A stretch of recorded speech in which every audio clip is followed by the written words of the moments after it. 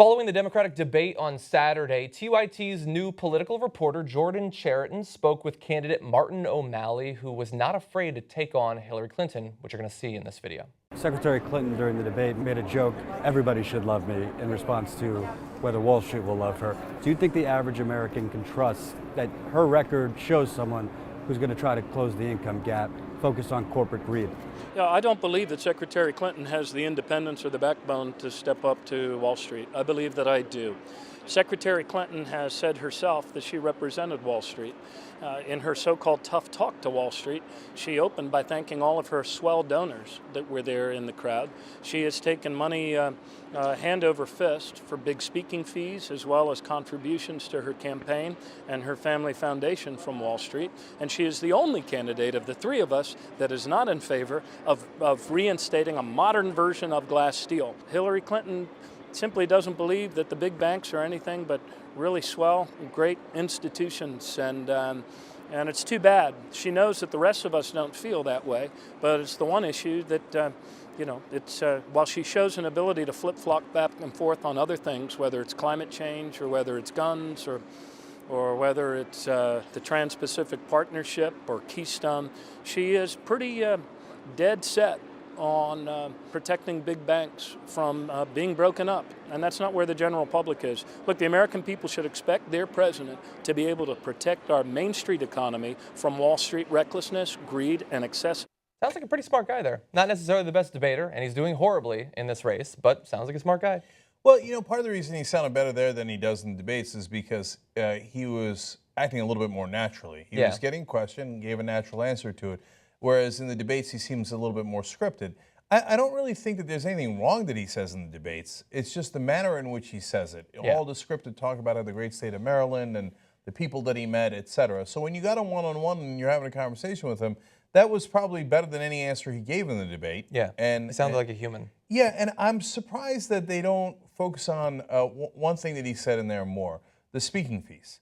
So it's interesting that to a reporter after the debate, he's willing to talk about it. But in the spotlight of the debate, if I were Martin O'Malley and I'm running, obviously low in the polls and I've got a lot of room to make up, I would get a lot more specific. I'd say, well, look, in one speech, you took $200,000 from Goldman Sachs. Yeah. In another speech, you took another $200,000 from Goldman Sachs. And I'd list a bunch of the speeches and then turn to Hillary Clinton. I mean, you got her on stage. It's the only time you're in a room with her.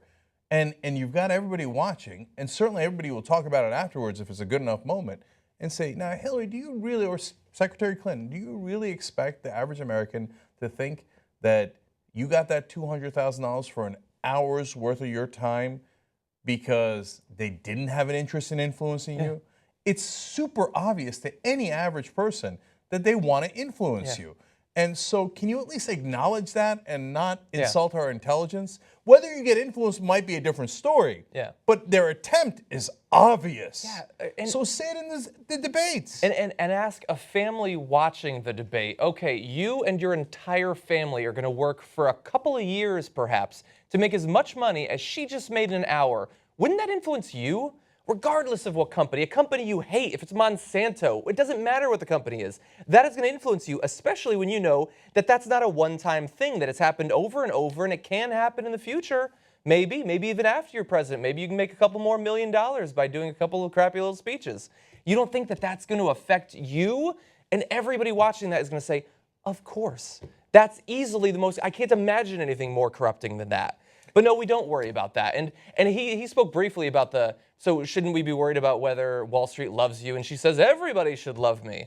That's a horrible answer. I don't care what the group is that you're being tied to. If people are worried about that, you should at least try to reassure them that they don't have some special reason to desperately want you in the White House. She did nothing to dissuade people from that. And she's shielded by the fact that the media has no interest in accurately reporting on the answers. They just want to declare her the winner, regardless of what happens, regardless of what the people watching say. And she gets protected in that way, and so everybody thinks she wins all the debates. So it reminds me of, unfortunately, Donald Trump, because when Donald Trump is asked, hey, are you concerned that Vladimir Putin thinks you're fabulous? He's like, no, I love it when people think I'm brilliant.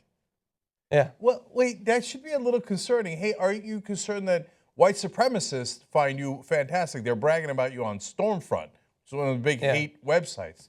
and say, well, I mean, people like me. They're lot of people like passionate me. about me. Yeah. What can I do? Yeah. No, it should be a moment of reflection. Why does Stormfront like me? Or, Wall Street's been giving me a ton of cash. I wonder why they're doing that. It's probably because I protected them after 9/11. Yeah. And so, but the thing is, of course, Hillary Clinton is leagues smarter than Donald Trump. So she knows why Wall Street is supporting her. Yeah. She just doesn't want you to know that. Yeah. So look, as you can see from even the first foray of our campaign reporter, Jordan Chariton, we're going to ask some questions that the media doesn't often ask, certainly about the money in politics. Yeah. So we are coming. So that was the first time that Jordan, and honestly, any field reporter we've had at a debate. So that's fantastic. We'll be covering the whole campaign throughout. So we'll take some of those and play it on the main show for you guys. But check out youtube.com/TYT Politics for all the clips. He also talked to a Hillary Clinton spokesperson who talked about what they're going to take in terms of executive action in favor of gun control. So that was interesting news. He talked to Bernie Sanders' campaign manager, and then he talked to some people on that were at the debate. Yeah. And one was a veteran that's in favor of Bernie Sanders and explained why he was so passionate about Bernie Sanders. Yeah. So some great stuff on there, youtube.com/TYT Politics. And now that we're in the field and we get to actually ask the reporter, the politicians some questions, it ought to get interesting. See, you hooked me right there because now I want to know what she said about the gun control. Damn it. Only one way to find out.